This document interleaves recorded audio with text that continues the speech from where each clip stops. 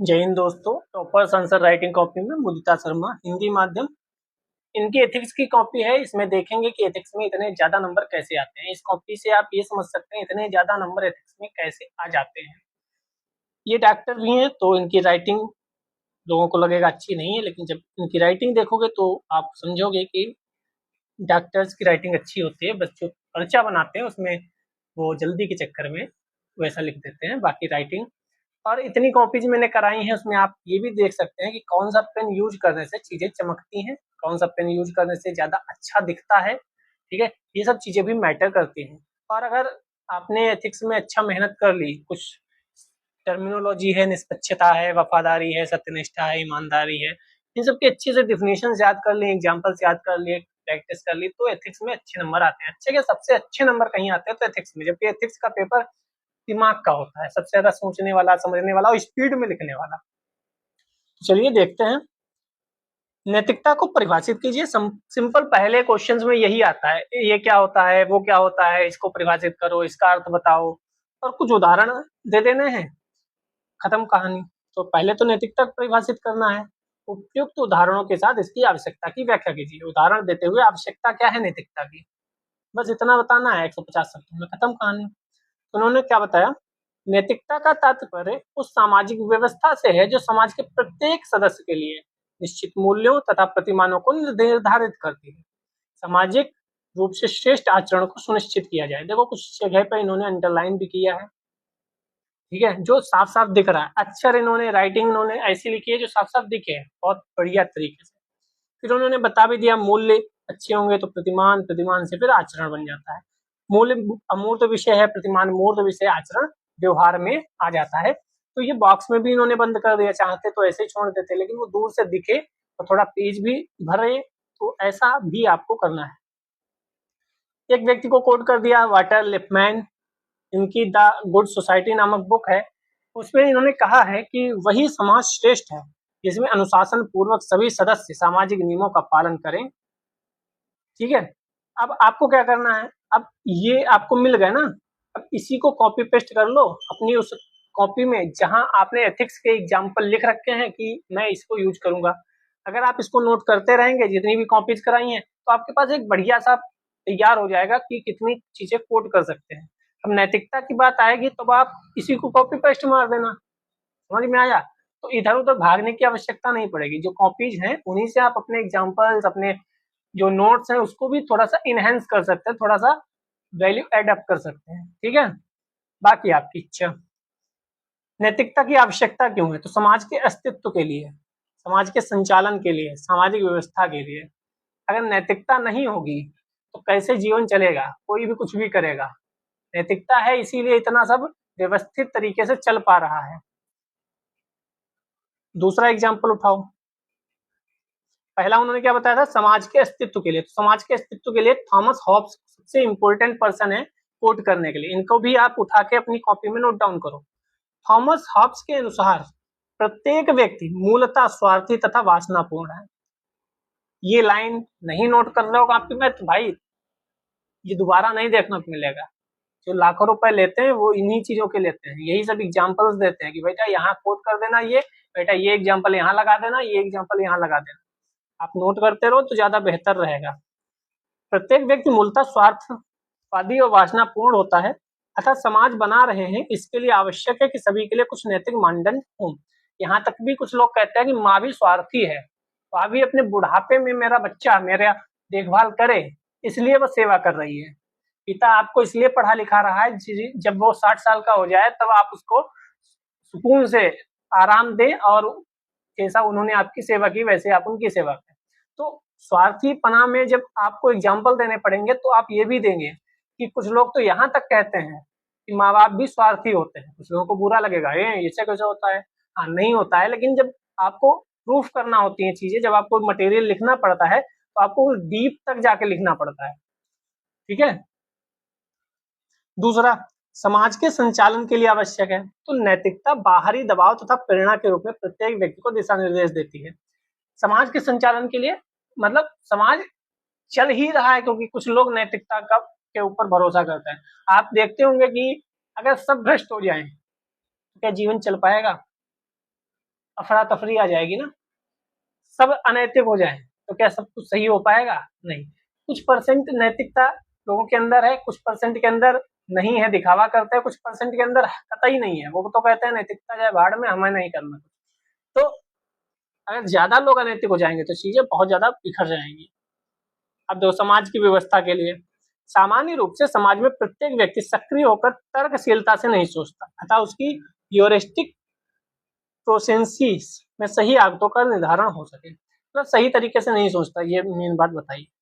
नैतिकता विहीन समाज एक उच्छृंखल समाज होगा। वर्तमान में हम अफगानिस्तान में तालिबानी एग्जाम्पल दिया, देखो। अब आपको हर कदम पे सोच के चलना है, मैं एग्जाम्पल दे सकता हूँ क्या, मैं कुछ कोट कर सकता हूँ क्या, ये दिमाग में चलता रहे पीछे, आप आंसर लिखते रहो पीछे चलता रहे, ये एग्जाम्पल यहाँ पे डालो, ये यहाँ पे कोट करो, इन्हें कोट करो। सैकड़ों लोगों को आप पढ़ोगे, उनकी बातें याद रहनी चाहिए, और कौन एग्जाम्पल कहाँ पड़ेगा, कौन सा कोटेशन कहाँ पड़ेगा, ये आपको दिमाग में होना चाहिए। इसके लिए प्रैक्टिस जरूरी है। वर्तमान मानवीय प्रगतिशील मूल्यों के अनुरूप नहीं है, तो इन्होंने अफगानिस्तान का एग्जाम्पल दे दिया, ठीक है। अब इन्होंने ये लिखा नहीं है, वर्तमान मानवीय प्रगतिशील मूल्यों के अनुरूप नहीं है, यहाँ क्या लिखा कि निष्कर्ष संतुलित सकारात्मक सुझावात्मक होना चाहिए। आपने नहीं कर दिया, यानी सकारात्मक आपने नहीं दिया एग्जाम्पल, तो मतलब निष्कर्ष, ठीक है। बी देखो, मूल्यों से आप क्या समझते हैं, मूल्य बता देना। वहां क्या पूछा था? नैतिकता, यहाँ मूल्य। पहले तो डिफिनीशन ही पूछेगा, सारी डिफिनीशन जो भी आपकी चौथे पेपर में लिखा हुआ है वह सब डिफिनीशंस आपको पता होनी चाहिए। मूल्यों को विकसित करने में परिवार की भूमिका, परिवार की भूमिका पूछ सकता है, स्कूल की भूमिका पूछ सकता है, दोस्तों की भूमिका पूछ सकता है, समाज की भूमिका पूछ सकता है, पड़ोसियों की भूमिका पूछ सकता है, ठीक है। तो मूल्य पहले बता देने हैं। मूल्य वे नैतिक आदर्श हैं जिनकी यथासंभव प्राप्ति का सभी सामाजिक सदस्यों को प्रयास करना चाहिए। चूंकि मूल्य अधिकांशतः अर्जित किए जा सकते हैं, तो मूल्य अर्जित किए जाते हैं। कई बार कहते हो ना कि जैसे परिवार में जन्म हुआ है, संस्कार वैसे ही आएंगे, मूल्य वैसे ही मिलेंगे। तो उसका मतलब क्या है कि मूल्य जो है वह अर्जित किए जाते हैं, हमें जन्म से नहीं मिलते, जन्म से सब एक ही जैसे पैदा होते हैं, ठीक है। तो ये चीजें भी याद रखनी है। अतः इनके निर्माण में बाहरी संस्थाओं की भूमिका होती है, जैसे मैंने बोला समाज, शिक्षण संस्थान, परिवार। तो परिवार का सबसे पहले योगदान होता है, क्योंकि बच्चा सबसे पहले कहाँ होता है? परिवार के साथ, उसका प्रत्यक्ष अप्रत्यक्ष, ठीक है। फिर शिक्षण में सक्रिय अधिगम, और समाज में समाजीकरण की प्रक्रिया सीखता है, कैसा माहौल है। तभी कई बार आप लोग सुनते होंगे, कहते हैं कि परिवार कहता है कि हम यहाँ नहीं रहेंगे, वहां रहेंगे जाके, क्योंकि इस मोहल्ले का व्यवहार अच्छा नहीं है, माहौल अच्छा नहीं है, मेरा बच्चा बिगड़ जाएगा, ठीक है। तो ऐसी चीजें जो होती है वो। अब परिवार की भूमिका पूछा है, तो परिवार की भूमिका, प्रथम वातावरण परिवार से ही मिलता है। सर्वाधिक प्रभाव कम उम्र में देखें, आरंभिक उम्र में देखें तो परिवार का मिलता है, क्योंकि अब आरंभिक उम्र में परिवार के साथ रहता है, कुछ समय के बाद वह कॉलेज चला जाता है, दोस्तों के साथ ज्यादा टाइम स्पेंड करता है, और फिर जीवन आगे और बढ़ जाता है तो बाहर चला जाता है। तो परिवार आरंभिक उम्र में चीजें सुधारता है। जैसे मैंने देखा है कई परिवार के लोग गाली गलौज जिनके घरों में होता है, तो वहाँ के बच्चे भी गाली गलौज करने में बहुत ज्यादा शर्मिंदा नहीं होते, उन्हें लगता नॉर्मल है। हमारे आपके जैसे घरों में क्या होता है कि अगर गाली नहीं दी जा रही घर पे, तो हम लोग थोड़ा सा संकोचित होते हैं, नहीं ये गंदी बात है। तो ये परिवार से ही चीजें सीखने को मिलती है। परिवार में क्या खाया जा रहा है, इस पे भी डिपेंड करता है कि बच्चा क्या खाएगा, कैसे कपड़े पहनेगा। हालांकि ये 100% पे लागू चीजें नहीं होती हैं, लेकिन अधिकतर लोगों पर लागू होती हैं, ठीक है। मांसाहार जो भी करते हैं वह घरों से ज्यादातर सीखते हैं, बात को दोस्त, शाकाहारी भी ज्यादातर घर से ही सीखते हैं। तो चीजें घर से ज्यादातर सीखी जाती हैं, परिवार से ज्यादा सीखी जाती हैं। सोशल कंडीशनिंग के माध्यम से मूल्यों का समावेशन, जैसे पावलोवियन अधिगम। अब ये आपने पढ़ा होगा, अगर आपने एथिक्स कहीं से पढ़ा है तो। शास्त्रीय अधिगम 1 डिग्री तथा 2 डिग्री उद्दीपक के माध्यम से। साधनात्मक अधिगम क्या है? इंस्ट्रूमेंटल, रोक टोक करके और पुरस्कार तथा दंड देकर। एक क्या है, बच्चा गलती करके आया तो आप उसे रोकोगे कि ऐसा मत करो, वैसा मत करो। दूसरा क्या है, आप अच्छा काम करने पे पुरस्कृत करें उसे, तो उसे अच्छे काम करने की प्रेरणा मिलती रहेगी। बुरे काम करने पर दंड दोगे। तो 2 तरीके हैं। रोक टोक में क्या करना चाहिए बताना है, बच्चे ये नहीं करना है, वो नहीं करना है, ऐसा करना है, वैसा करना है, ठीक है, क्या नहीं करना चाहिए। पुरस्कार में अच्छा करने पर पुरस्कृत करो, जिससे उसे और मोटिवेशन मिलेगा, बुरा करने पर दंड दो। लेकिन आजकल कहा जाता है कि दंड नहीं दो, मारो पीटो मत, बच्चों को ये मत करो वो मत करो। मुझे लगता है कि एक लिमिटेशन जरूरी है चीजों पे। अगर आप थोड़ा सा डांट नहीं रखोगे तो वो आप फ्री हो जाएगा, उसे लगेगा कि कोई टेंशन ही नहीं। तो डांट भी जरूरी है और पुरस्कार भी जरूरी है। लेकिन आजकल थोड़ा सा मॉडर्न लोग कह रहे नहीं मेरा बाबू है, बच्चा मार रहा है और लोग समझा रहे हैं कि बेटा नहीं बेटा नहीं। उसको थोड़ा सा बताना है कायदे से कि देखो ये गलत है, आपको बड़े लोगों पर हाथ नहीं उठाना है। उसे एक बार ढंग से समझा दोगे वो आगे नहीं करेगा। जब तक उसे लगता रहेगा कि ये तो मजे कर रहे हैं, ये तो हंस हंस के डांट रहे हैं, तब तो उसे भी मजा आएगा कि अरे करो। तो ये भी चीजें हैं। दूसरा अवलोकनात्मक अधिगम, ऑब्जर्वेशन, ये सबसे ज्यादा जरूरी है। हम बड़ों की इसलिए इज्जत करते हैं क्योंकि हमारे घर में सिखाया नहीं गया, हमारे घर में होती थी बड़ों की इज्जत। हमारे पिताजी मेरे बाबा के साथ आज भी ढंग से बैठ नहीं सकते एक ही जगह पर, क्यों? क्योंकि वो थोड़ा सा इज्जत कि नहीं आप ऊपर बैठो मैं थोड़ा नीचे हूँ, वो मुझे बताया नहीं गया है, वो मैंने वहां से देखा, ऑब्जर्व किया कि अच्छा ये है। आज भी मेरे पिताजी अपने पिताजी को आप कहकर संबोधित करते हैं, तो मैं भी अपने पिताजी को आप कहकर संबोधित करता हूँ। ये सिखाया नहीं कि बेटा आप नहीं तुम बोलो, तुम नहीं आप बोलो। तो ऐसे ही चीजें देखकर सबसे ज्यादा महत्वपूर्ण यही है। आज के बच्चे मोबाइल चलाते हैं, क्यों? क्योंकि उनके पिताजी माताजी स्वयं मोबाइल चलाते हैं, वो ऑब्जर्व करते हैं कि ये खुद चला रहे हैं। समझ में आया आपको? तो सर्वाधिक महत्वपूर्ण यही है, ऑब्जर्वेशन। आप गलत नियम फॉलो करोगे तो वह बच्चा भी करेगा। मेरे पिताजी अगर रोड पे चलना होता है तो वह मान लो यहाँ पे ये सड़क है, बीच में डिवाइडर है और डिवाइडर यहाँ से घूम कर जाना है। पापा अगर यहाँ से आए, ठीक है, तो यहाँ जाके ऐसे नहीं जाएंगे, बल्कि इधर से इतना घूम कर फिर जाएंगे। हमेशा लेफ्ट साइड में ही चलेंगे। कुछ लोग होते हैं जो यहाँ से करेंगे इतनी दूर है तो निकल लो, नहीं पापा ऐसे घूम कर पूरा जाएंगे। अब मैं इसे ऑब्जर्व करता हूँ, ना कि मैं इसे, पापा मेरे सिखाते नहीं है, ठीक है। तो ये चीजें मेरे पिताजी ने तब तक मोटरसाइकिल नहीं बाहर ले गए जब तक उनके पास लाइसेंस नहीं था, हमें भी नहीं देते और हम मांगते भी नहीं। क्यों? क्योंकि वो जब खुद पे फॉलो करते हैं तो हमें क्यों नहीं फॉलो करने के लिए कहेंगे। तो ऑब्जर्व करनी चाहिए चीजें, और यही सबसे ज्यादा महत्वपूर्ण है। जो देखता है वही सीखता है, जो मैंने बता दिया। कोटेशन या पर्सन को कोट करो। अल्बर्ट बांदुरा के अनुसार यही स्थायी अर्धगम का माध्यम है। तो अल्बर्ट बांदुरा आप नोट करो, इन्होंने ये बताया है सबसे ज्यादा क्या है, अच्छा है ऑब्जर्वेशन। यहाँ पे उदाहरण देने का प्रयास करें, इन्होंने लिखा है, मैंने इतने एग्जाम्पल दे दिए, आप अपना ही एग्जाम्पल दे सकते हैं। आपके जीवन में भी कई एग्जाम्पल हैं कि आपने पिता माता जी को देखकर कुछ ऐसा सीखा होगा, बड़ों को देखकर घर में ऐसा सीखा होगा जो आपने भी अपना लिया। आपसे कहा नहीं गया होगा बेटा गाली नहीं दी जाती, आपने सीखा होगा कि नहीं गाली नहीं दी जाती, ठीक है। कई चीजें ऑब्जर्व करने से ज्यादा अच्छे से सीखती हैं। पारिवारिक मूल्य व्यक्ति के सर्वाधिक स्थायी मूल्य होते हैं, क्योंकि लंबे समय तक उनका आचरण भी सुनिश्चित किया जा सकता है। तो पारिवारिक मूल्य सिंपल सी बात है, संस्कार आपके घर से मिलते हैं। अनिवार्यता उन मूल्यों में प्रगतिशीलता होनी चाहिए। जैन परिवार उन्होंने तो कोट किया है, शांति का मूल्य सामाजिक तथा व्यापार की दृष्टि से महत्वपूर्ण भी है। तो शुरुआती मूल्य जो होते हैं वो सबसे ज्यादा स्ट्रांग होते हैं, उन्हें बदलना इतना आसान नहीं है। जैसे आप अगर शाकाहारी हैं तो ये इतनी जल्दी नहीं बदल सकता कि हम बाहर गए और तुरंत मतलब सब कुछ खाने लगे, ऐसा नहीं होगा। अगर आप शाकाहारी हैं तो चीजें परिवर्तित होने में समय लगेगा, ठीक है। इन केस स्टडी में बहुत अच्छे नंबर मिले हैं, आगे वाले वीडियो में हम केस स्टडी करेंगे, बहुत अच्छे नंबर। 2A, एक नेता वही है जो सही रास्ता जानता है, सही रास्ते पर चलता है, सबको सही रास्ता दिखाता है। सिंपल सी लाइन बोली गई है। तो लीडर वही है जो सही रास्ता जाने, सही रास्ता चले, सही रास्ता दिखाए। नेताजी महात्मा गांधी जी को हम इसमें कोट कर सकते हैं, क्योंकि वह सही रास्ते जानते थे, सही रास्ते पे चलते थे और अंतिम दौर तक भी सही रास्ते पे चले कि नहीं अहिंसा तो अहिंसा, दैट्स इट। महत्वपूर्ण है क्या क्या, नेतृत्व क्षमता के 3 गुण। सही रास्ता जानना, पहले का तो ज्ञान होना चाहिए ना जानने के लिए। सही रास्ते पे चलना, उसके साहस हो। सही रास्ते पे चलना सबके बस की बात नहीं, आप मूवीज में सुनते रहते होंगे या अपने घर में सुनते रहते होंगे, आज भी सही जगह सुनते रहते हैं कि सही रास्ते पे चलना, सत्य के नाम मार्ग पर चलना आसान नहीं है, और सबको सही रास्ता दिखाए यानी भागीदारी सबकी हो। यहाँ भी देखो कोट किया। मैं यही समझाने की कोशिश कर रहा हूँ, सिर्फ लिखना नहीं है, सिर्फ पढ़ना नहीं है, चीजें याद करनी है कि कहाँ पे कौन सी कोट हो सकती है, वो उसके लिए आपको चाहिए प्रैक्टिस। ठीक है।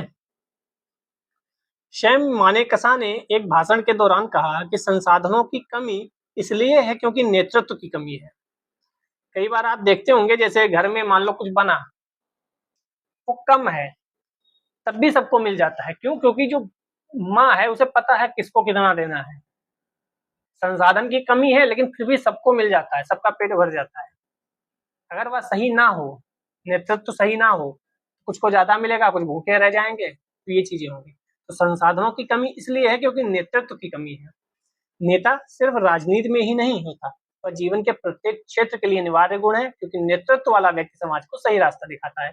एक कोचिंग इंस्टीट्यूट का मालिक है, तो वह भी अपने कोचिंग में जितने भी लोग हैं उन सबका नेतृत्व कर रहा है, वह भी एक नेता है। लीडर की छवि इतनी खराब कर दी गई हमारे देश में।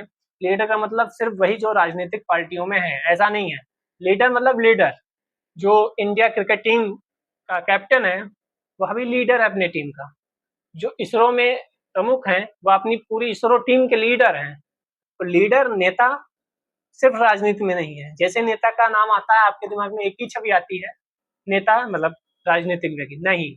आपके दिमाग में ये आना चाहिए कि नेता मतलब हर क्षेत्र में जो भी नेतृत्व करे, जो भी लीडर है वह नेता। इस गुण को हम पूर्व प्रधानमंत्री लाल बहादुर शास्त्री के उदाहरण के माध्यम से समझ सकते हैं। इनका वही उदाहरण जो हमेशा कोट किया जाता है हर जगह। अकाल के दौरान भारतीय खाद्य सुरक्षा की स्थिति के बावजूद अमेरिका द्वारा अन्न का मना करने पर शास्त्री जी का समाधान निकालना कि एक टाइम खाएंगे। सही रास्ता, कृषि के क्षेत्र में आत्मनिर्भरता होना, स्वयं सही रास्ते पर चलना, प्रधानमंत्री आवास में सपत्नी खेती चालू की, सप्ताह में एक दिन व्रत का पालन शुरू किया। तो देखो, सही रास्ता चुना, उस पर खुद चले, फिर लोगों से कहा जय जवान जय किसान नारा देकर देश को आह्वान किया। वस्तुतः इन तीनों गुणों के होने के लिए आवश्यक है कि अभिवृत्ति तथा आचरण में सुसंगतता हो, अभिव्यक्तियों में स्पष्टता हो।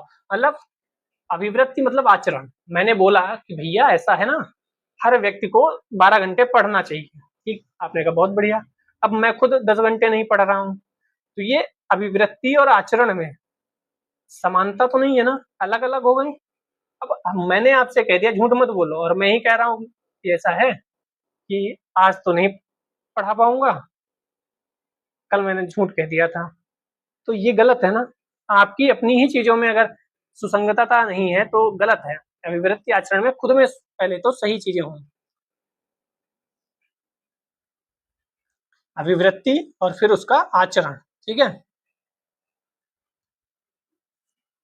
यहाँ पे इन्होंने उदाहरण वगैरह नहीं दिए, थोड़ा सा छोटा करके इन्होंने लिख दिया, हालांकि इन्होंने केस स्टडी बहुत बढ़िया की है।